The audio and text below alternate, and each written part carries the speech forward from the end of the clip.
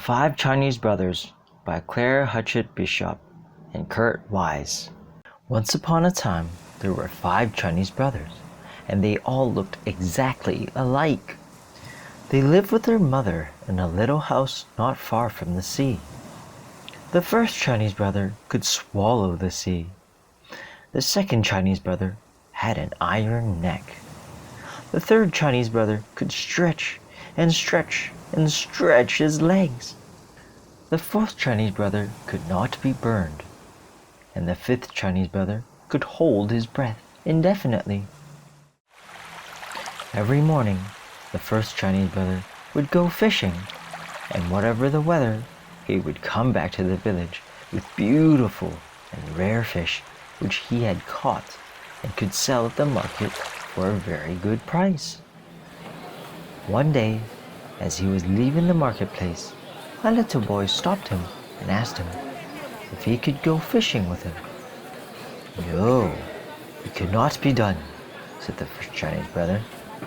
But the little boy begged and begged, and finally the first Chinese brother consented. "Under one condition," he said, "and that is that you shall obey me promptly." "Yes, yes," the little boy promised. Early next morning, the first Chinese brother and the little boy went down to the beach. "Remember," said the first Chinese brother, "you must obey me promptly. When I make a sign for you to come back, you must come back at once." "Yes, yes," the little boy promised. Then the first Chinese brother swallowed the sea, and all the fish were left high and dry at the bottom of the sea, and all the treasures of the sea lay uncovered. The little boy was delighted. He ran here and there, stuffing his pockets with strange pebbles, extraordinary shells, and fantastic algae. Near the shore, the first Chinese brother gathered some fish while he kept holding the sea in his mouth. Presently he grew tired. It is very hard to hold the sea, so he made a sign with his hand for the little boy to come back. The little boy saw him, but paid no attention. The first Chinese brother made great movements with his arms, and that meant, "Come back." But did the little boy care? Not a bit, and he ran further away. Then the first Chinese brother felt the sea swelling inside of him, and he made desperate gestures to call the little boy back. But the little boy made faces at him and fled as fast as he could. The first Chinese brother held the sea until he thought he was going to burst. All of a sudden, the sea forced its way out of his mouth, went back to its bed, and the little boy disappeared. When the first Chinese brother returned to the village alone, he was arrested, put in prison, tried and condemned to have his head cut off.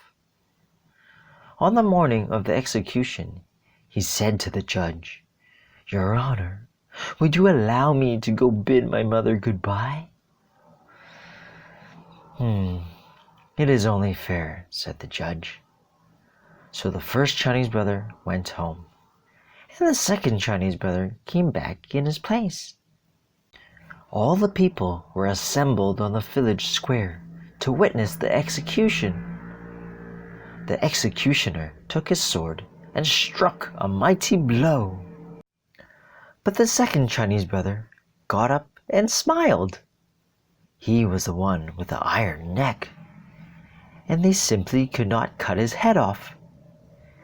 Everybody was angry, and they decided that he should be drowned.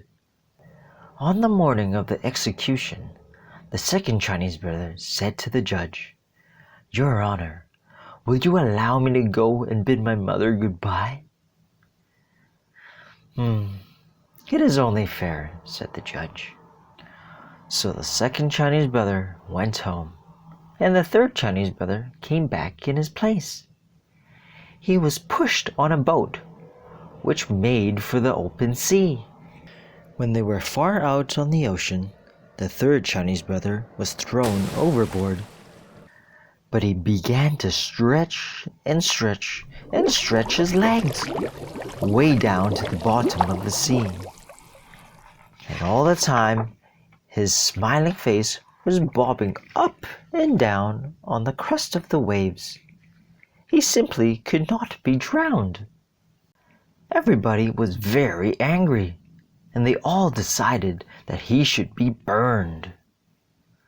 On the morning of the execution, the third Chinese brother said to the judge, "Your Honor, would you allow me to go and bid my mother goodbye?"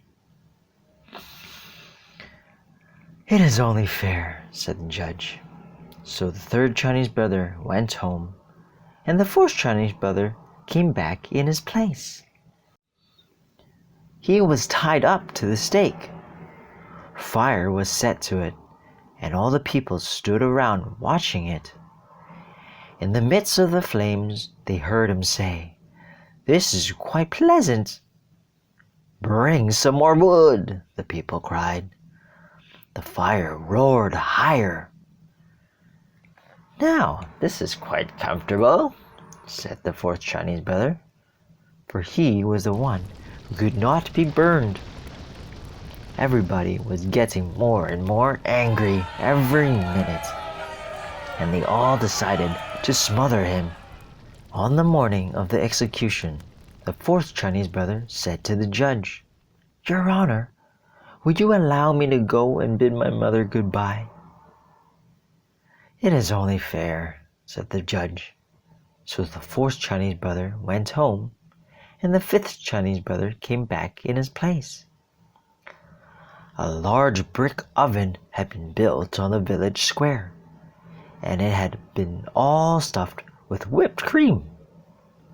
The fifth Chinese brother was shoveled into the oven, right into the middle of the cream. The door was shut tight, and everybody sat around and waited. They were not going to be tricked again, so they stayed there all night and even a little after dawn, just to make sure. Then they opened the door and pulled him out, and he shook himself and said, "My, that was a good sleep." Everybody stared open-mouthed and round-eyed, but the judge stepped forward and said, "We have tried to get rid of you in every possible way, and somehow it cannot be done. It must be that you are innocent." "Yes, yes," shouted all the people. So they let him go, and he went home. And the 5 Chinese brothers and their mother all lived together happily for many years. Narrated by Carson Leung. How do you like this classic story? It's one of my favorite childhood stories. I'm sure glad that no convictions are held like this anymore. Would you like to have any of these brothers' superpowers? Which one would it be? I think if it was me, I would like to have the third Chinese brother's superpowers, because he can stretch, and stretch his legs super long. It would definitely help my stride walk even faster, and possibly walk across the sea. What's your favorite superpower? I'd like to know. Stay dreaming.